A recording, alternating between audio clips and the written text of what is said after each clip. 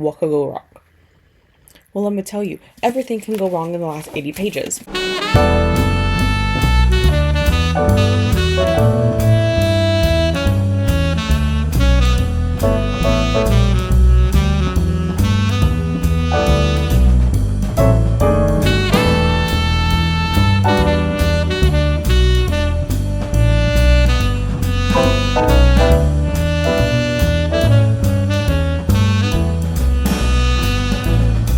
Is it Wednesday night? Maybe. I meant to update this on Monday and start it, and then I didn't, and then I meant to do it last night, and guess what I didn't do? So Sunday I read maybe 10 pages out of the last party. The dust jacket is off though, because I throw this in my work bag, and if I throw it in my work bag with the dust jacket on, it is very likely that it will get ripped. Saturday, I made some good progress on this. I read 100 or so pages. And then last night, I probably read maybe 20 pages. It's going well. I'm a little over halfway through the book now. And I got more questions than answers. And then sometimes my questions get answered, but then a new question pops up because nothing is what it seems. This is like,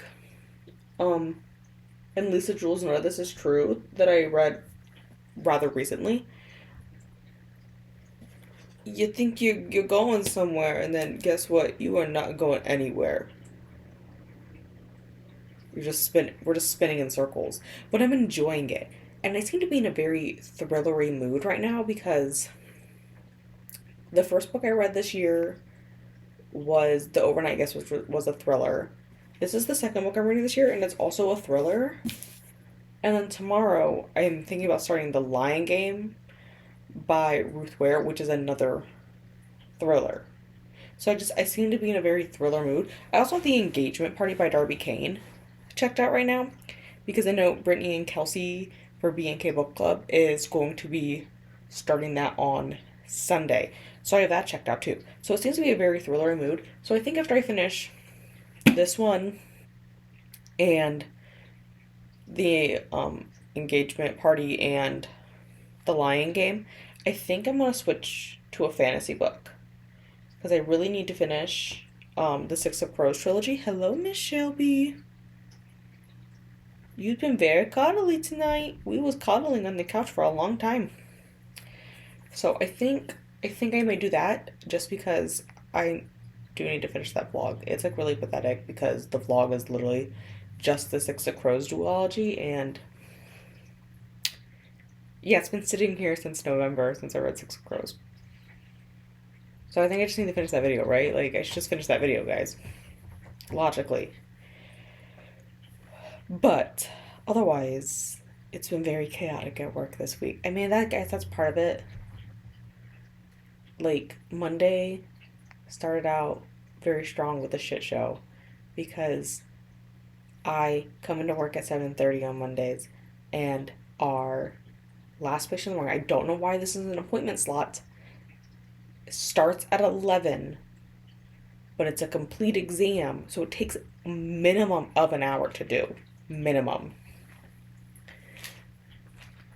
So by the time I go to lunch, it's noon, and then his first one for the afternoon starts at 12:30, which doesn't logically make sense because I'm technically, I guess it's not legally required. I guess in Ohio you are not legally required to give your employees a break after they are over the age of 18.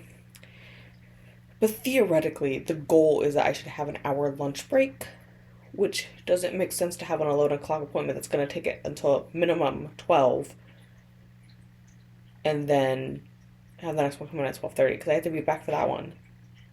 Where does this make sense? Like, this schedule doesn't make sense at all. I don't know who made it. It literally doesn't make any sense. But that wasn't the real kicker. The real kicker is that the 11 o'clock didn't show up until 11:28, and technically the front desk should have asked to verify if that patient could still be seen, because you have a 20-minute window, but I feel like the 20-minute window should get thrown out the door if you were the last patient in the morning or the last patient in the afternoon. I'm sorry, you need to be there within 10 minutes or you're just not going to be seen. And some of the doctors are way too nice. However, I do know the doctor on Monday would have said no, so I know the desk didn't ask him because he never would have said Yes, they can come in 30 minutes late. That's okay. For a complete exam that we've never seen before, I already know he wouldn't. He doesn't like when people are 5 minutes late. He's very particular about that. I am okay with that. You know what? I'm okay with that. There's certain circumstances where it's okay to be late, but if you're going to be late, please call your doctor's office and explain why you are going to be late and have a legitimate reason. Not, oh, I literally just didn't leave my house on time because I'm chronically late. That's not an excuse. Even, I understand, like, we're by a train track and there's a train that likes to stop there every day because there's a Bob Evans and the conductors like to get off and go to Bob Evans. However, if you are from this area and you don't know how to get around that train, it's not that hard. Go down a few blocks, go over the overpass. They literally built an overpass because this train sits there every day. You guys don't know how to get around it? Pathetic. I'm sorry, like, I get it if you're not from here, but if you were from here, you should know how to get around the damn trains, okay? That's not entirely a valid excuse either, but I will accept it. You know? Like, maybe I'll give you the benefit of the doubt, and then you're just stupid and you don't know how to get around places, which is really sad and pathetic because you literally just drive down a few roads and it's like you can see the tracks. You just follow them down to the overpass. Digression, digression, digression, Lexi. Don't go on too much about it. Anyways, he showed up 30 minutes late, and then for some reason, workup is allotted 20 minutes, which he's clearly past that 20-minute window because he showed up 30 minutes late. So he showed up at like 11:30. So if they stuck to their 20-minute workup time, it would have been 11:50. However, do you know when they got done with that patient? You know when they got done working it up? 12:20. Why are you in this room for 40 minutes? He's older. It takes a little bit. It does not. No, it really doesn't. You know, you can pull that excuse and like, oh, it took me 25 or 30 minutes, not 40. You know why? You just cut him off. He's over here trying to tell stories. I know he was because that's what he was doing with us in the room. No, I don't need to hear your stories. You're late. I got other things to do. Even if you weren't late, I got other things to do. You were allotted a time, and it does not include for you to tell me a 30-minute story about something that happened 80 years ago. Fantastic. I don't know what to tell you. Join a club or something, buddy. I don't have time. And it sounds really mean, but I know this is most of their social interaction, but you also got to keep it in check. You know? And I can already tell you that I already know. And maybe I feel like that because I already know millennials and Gen Z are not going to be sitting in doctor's offices having 50-minute conversations because we're all antisocial anyways. So it's pointless, you know? We're not going to sit there. Just let me sit on my phone and mess around. You know, bring a book. Read a book when you're waiting. Why do you gotta talk? And then Tuesday was a disaster. And I understand what the doctor was doing because we have a student doctor with us on Tuesdays and Thursdays. And I understand he's trying to teach her. But there's certain things that can be done in our free time. Not with 6 patients ready in rooms full. Do we need to go over the differences in a D-Sec versus a D-Mech versus a Day-Sec versus a Day-Mech versus a PK, which are all cornea transplants.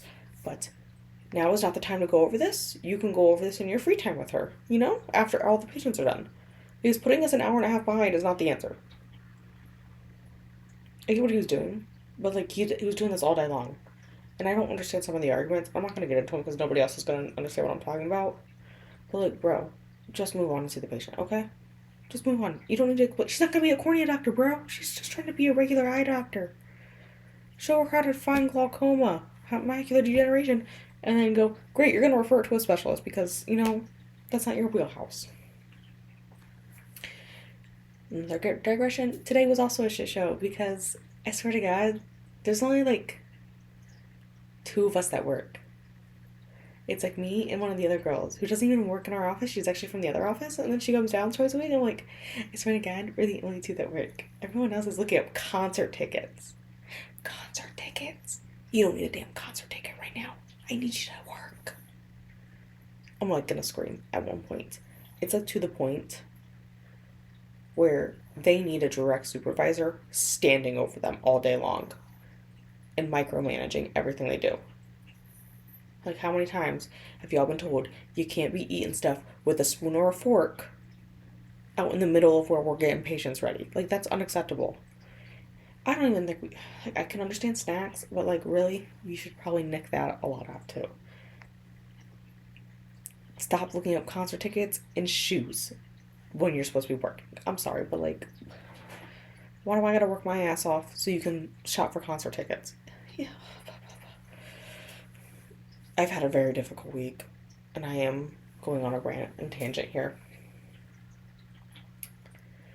But anyways, I'm making great progress on this, and it is 11:30, and so I should probably go to bed because I gotta work again at 7:30. But I just needed some time to read and relax and not try to get unriled, which the unriling part did not happen. But after 11 and a half hour day, I kind of just, you know, it only half worked. But I am probably going to go to bed now and see if that helps. But it probably won't. I'll probably just wake up irritated again in the morning with people I work with. So it's fine. Everything's fine.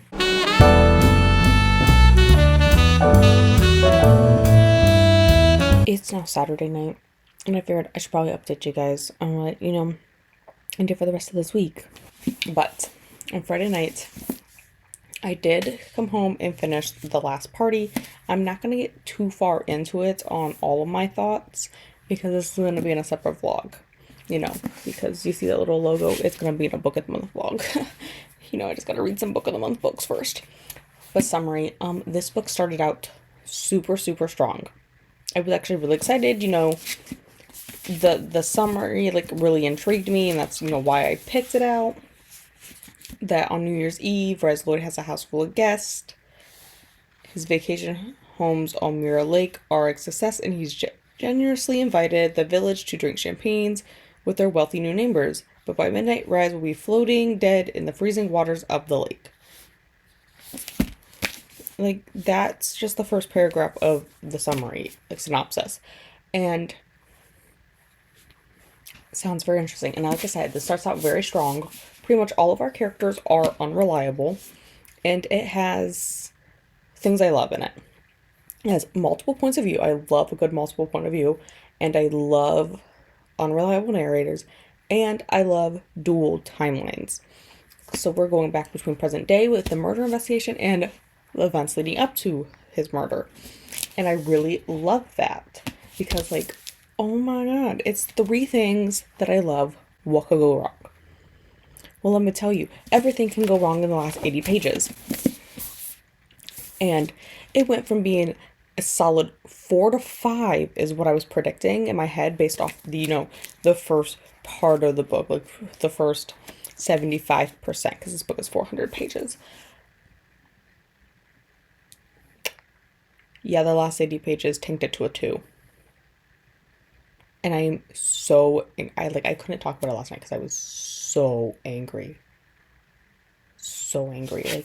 Why? And again, I'm not going to get into all of it because it's going to be a book of the month rant for you guys. We're going to start out strong with a rant because this is the first book for that vlog. They're doing too much at the end. You got set things and we don't need to go on and on and on and add, you're doing too much at the end. And I didn't like how it ended. I'll just tell you. So because it happens on the England-Wales border. So the British and the Welsh police are working together because this happens on the territory line. And there's some tension between them because the night the murder happened, it happens on New Year's Eve. The 2 cops had a one-night stand, and then the next day they get thrown together in this murder investigation, and they find out, hey, we gave each other false names last night. Ha ha ha ha ha. Real funny, huh? And throughout the whole book, there's this tension between them. And it's unresolved at the end. And I was so angry about it. That's just one thing I'm angry about. I'll just share that little tidbit of one thing I'm angry about for you guys. But yeah, like I said, the whole rant will be in a book of the month vlog that should be coming up goal is within the next month. But yes, that's how this one went. From a 4 to a 2 real quick. And then Saturday here, I slept for a really long time because I didn't finish this book till like 2:30ish in the morning. So I slept until I slept, and then I got up around 7. I took Ellie out, and then I came back to bed and I slept till like 10:30, and I totally didn't mean to, but I did. And then my mom was like, "When are you coming over?" And I was like, "Right now." I forgot I was supposed to come over. It's because she had running around to do, so someone needed to watch my little brother, and I was like, I'm coming right now. And then I forgot my wallet here, and just for reference, it is 29 miles between my apartment here and my mom's house. So I was like, yeah, I'm totally coming.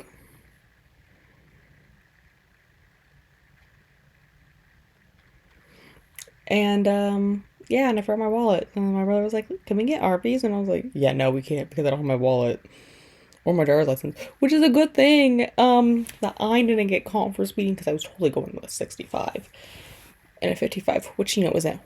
I mean, it's speeding. I always do that though. I'm gonna admit it. I'm one of those people. But some guy passed me, and he was like way up there. He had to be going at least 80, and so the police turned his lights on. I was like, doo. Look at me just going at speed limit 55. And I drove super carefully home because I didn't have my driver's license. And I don't know how many times I can get away. I was going, I'll just give you my license number. Which I totally have done before when a cop pulled me over. And I wasn't even in my car. It was in my mom's car. And I was probably like my freshman year of college. And I was driving my mom's car to drive my sister's boyfriend home at like 11 p.m. Because my sister's 4 years younger than me, so they didn't have a driver's license yet. And I was driving him home, and I just walked out of the house that night without grabbing my wallet or anything. And I got pulled over because my mom's license plate light was out, and I was like, "Oh," and he's like, "Yeah, I totally don't have it on me, but I can repeat the number to you." And he let me go with a warning because I could repeat the number to him. Like, I highly doubt that would work ever again in my life.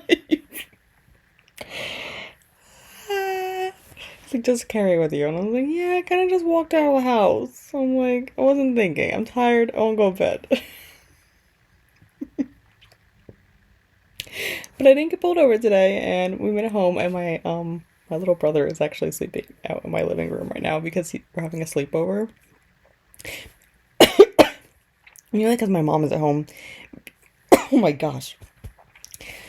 Mainly because my mom is at home because she and my stepdad are babysitting his middle son's kids, which they're like under 5, both of them are. And so then my mom and stepdad are just staying there because it's like an hour and a half north of my mom's house yet. So they're just spending the night there, and they're watching the girls' forum so that they could have a date night and stuff. And my little brother's here with me. So, but I did get a little bit of reading done. I started Crooked Kingdom, only about 10 pages in. I am going to read a little bit more before bed here, but I want to get this vlog up and edited so it actually goes up on time for you guys. So I got about 10 pages in, and then I did start The Lion Game on Friday. I didn't end up starting it on Thursday. I ended up starting it on Friday, and I am currently like 68% in, and I'm feeling kind of meh out of it right now. Like, we just keep dwelling on the same thing, and Ruth Ware is a hit or miss author for me. I either love it or I'm like, this is really meh. And this one's just like kind of meh, but it is for a vlog, so I need to finish it. But I feel like it's 68% in, like, it's not a thriller. It's marketed as a thriller. This is also marketed as a thriller. This is not a thriller. Nothing thrilling happens. Like, most thrilling thing that happens in this book is the murder. And I'm like, okay, that happens literally in the first chapter. So, like, that's not a thriller. This is a murder mystery, okay? And, that's pretty much what the Lion Game is too. It's a mystery. It's not a thriller, guys. So I'm kind of like disappointed. I'm really disappointed in these thrillers being marketed as thrillers when they're really just mysteries. Not that I don't love mysteries, but like I want a thriller. I want to be thrilled. I'm not very thrilled right now, guys. But yeah, I'm gonna continue some Crooked Kingdom. Hopefully knock out quite a bit of it tomorrow because Sunday is always a strong sprint day. I'm hoping I can stay focused and actually sprint because I meant to read more today, but my brother got me hooked on the Paper IO2 game that I played years and years ago when it came out. Um, yeah, that's all I've been doing today. Hey, I've beat several maps on it so far where I've completed 100% of the map. Several of them I've killed everyone else in the game and conquered the whole map myself. But that is all I have for this week. So hopefully next week will be less disappointing book wise.